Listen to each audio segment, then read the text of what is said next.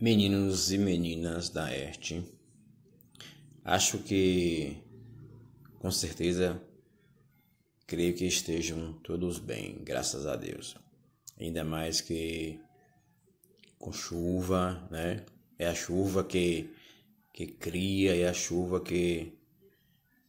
A chuva é uma das alegrias do homem do campo, certo? Sem a chuva, a lavoura não cria, certo? E nós precisamos de chuva para a gente mandar comida, para a gente mandar o alimento, para a gente mandar a matéria-prima para o povo dos grandes centros, para o povo da cidade. E sem chuva a gente não tem produção, tá? Eu sei que tem alguns aí meio desanimado, meio triste, porque com a chuva que deu, o carro que foi levar às atividades não conseguiu chegar em todas as regiões, tá? Mas conversei com a direção da escola ontem e para alguns que me perguntaram, para os que não me perguntaram vão ficar sabendo agora, a direção está fazendo um levantamento para saber a quantidade de alunos que ficou sem receber atividade por conta das estradas, e ele vai, a depender da quantidade que tenha ficado sem atividade, ele vai planejar, vai programar um outro dia para que vocês recebam as atividades, tá certo? Mas dando continuidade ao nosso bate-papo, nós estamos falando, na verdade, dos fatores que contribuem, que importam ou que são necessários para que cada cultura seja plantada em cada localidade, tá? Em cada região, tá? Nós hoje vamos falar de dois fatores ainda.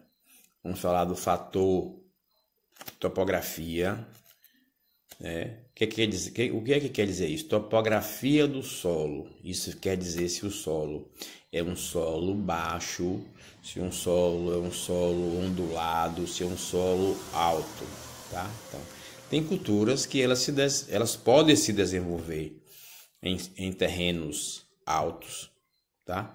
Mas tem culturas que preferem que elas só se desenvolvem em terrenos baixos, em terreno de baixada, tá? Então, culturas se desenvolvem, tem certas culturas, repetindo, que se desenvolvem em solos altos e certas culturas se desenvolvem em solos baixos.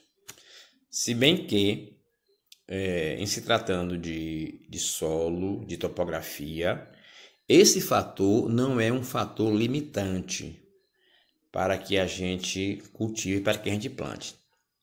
Tudo bem que, se a gente plantar uma cultura que é de solo baixo, a gente planta em solo alto, a gente vai ter mais trabalho com molhação, vai ter mais trabalho com manejo, com capina, com adubação e até com colheita, certo? Então, esse não é um fator limitante. A gente pode plantar, mas não vamos colher bons resultados, tá certo? Um outro fator, talvez concluindo essa sequência de fatores, um outro fator é a pluviometria. O que é pluviometria? A gente que assiste o Jornal Nacional vê muitos falar assim, a pluviometria para amanhã é de X milímetros, tá? E aí, o que quer dizer isso? Que em uma determinada região choveu X milímetros de chuva, caiu X milímetros de água, X milímetros de chuva, tá? Então, pluviometria é a quantidade de água, de chuva que cai em uma determinada região. Então, por exemplo, eu dou um exemplo sempre da cultura do cacau, porque é uma cultura que eu sei que todos os nossos alunos são alunos dessa região, tá? Por exemplo, a cultura do cacau exige uma pluviometria de 1.500 milímetros anuais, tá? Então, e assim, esses 1.500 milímetros anuais precisam que eles sejam divididos de preferência mês a mês. Não é interessante que chova nos 6 meses, por exemplo, de janeiro a junho, chova 1.500 milímetros, certo? Porque a cultura precisa de chuva o ano todo, tá? Por exemplo, eu tenho um período da cultura do cacau de floração, de birração, certo? E que se eu tenho chuva nos 6 meses, eu tenho uma floração e a birração. Para que esse birro, esse fruto pequeno, eu consiga colher ele precisa de continuar tendo chuva, senão ele vai pecar, senão ele vai murchar e não vai ter serventia, tá? Então, pluviometria é a quantidade de chuva que cai em uma determinada região. E cada cultura tem a sua pluviometria própria, tá? Então, com esses dois fatores, nós estamos encerrando a nossa sequência de fatores exigidos para que cada cultura seja plantada em uma determinada região. Tá? Então, acho que por hoje é só.